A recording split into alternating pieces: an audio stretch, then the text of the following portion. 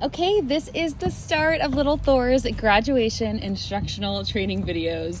We have had so much fun working with Thor, and he has an entire fan club here at Puppy Preparatory. He actually got to meet the entire team last night. We had a group photo shoot, and he was just the star of the party. He did so well working with everyone, practicing his calm greetings and his touch command and recall in general. He was just a superstar, and of course everyone just couldn't get enough of this cute little face and his little happy-go-lucky personality. So, needless to say, we are going to be missing him like crazy, but we're also very excited for you to see everything that he's learned and to pass the torch to you in terms of his training. So, the goal of these videos is to give you the tools and the knowledge and the resources you need to continue his training at home. As you know, there is no such thing as a quick fix in dog training. It really is a commitment for the duration of their lifetime. But our goal is to give you a nice solid foundation, establish a common language that you can then use to reinforce good behaviors that you're seeing and redirect ones that you'd rather not see anymore. So we're going to walk you through what all the commands mean, how to use them, and then we'll also go over how to get in touch for virtual support. That will actually just be in this first video. I'll walk you through that. The program does not end here. You still have a full month. Good Patty, good boy.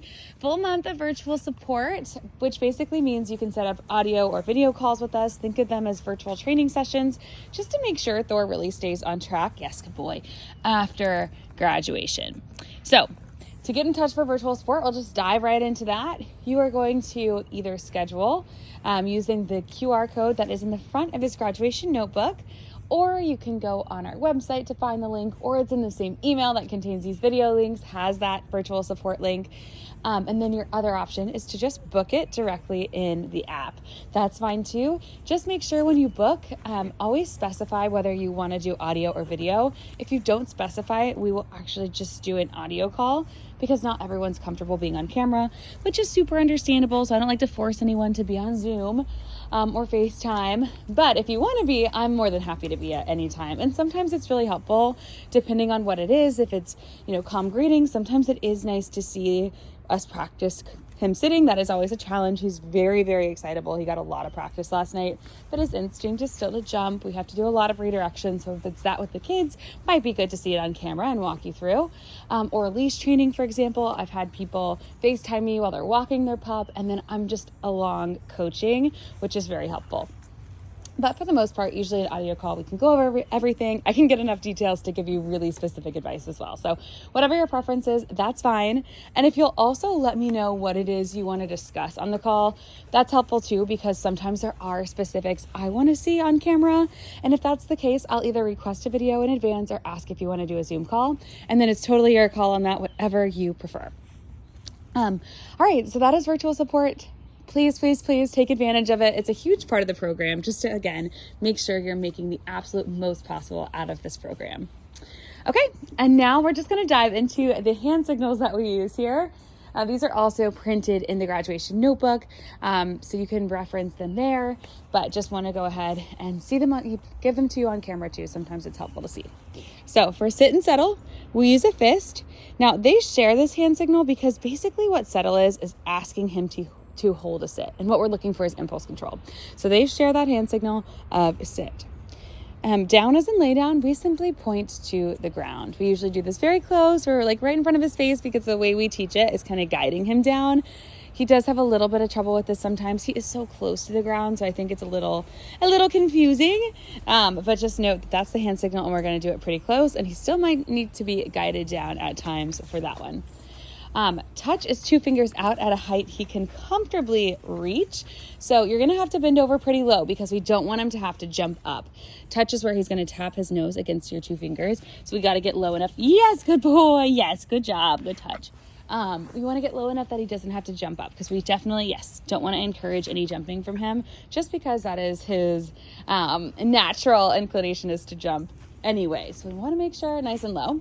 And then for place, we are pointing to whatever it is we are using as place. We just want to point close. Place. Yes, good boy. Okay, break. And we wouldn't want to point from, across the yard. We want to make sure we're nice and close when we say place. Yes, good boy. Sit. Yes, good job. Good boy, Thor. Good Good job. Okay.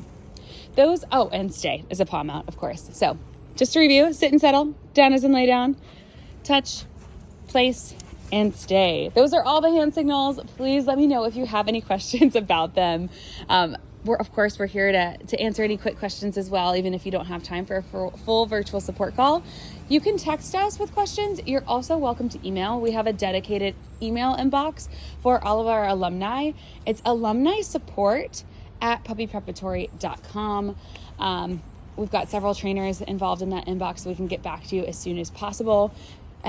So please take advantage of that. And then other programs we have for our graduates. We have our day school program, which you can kind of think of as daycare, just in a smaller, much more structured environment than your traditional daycare. That's run out of my home Monday through Friday. And drop off is between 8 and 10, pick up is between 4 and 6. Our focus is on command work, impulse control, leash training, and socialization with other dogs. He's at a really good stage in his training to tag on some day school days just to keep him nice and sharp on everything and keep building. And then the other program we have for our alumni is our boarding program. That is really just for graduates, and it gives you the opportunity to kind of do a nightly version of the board and train.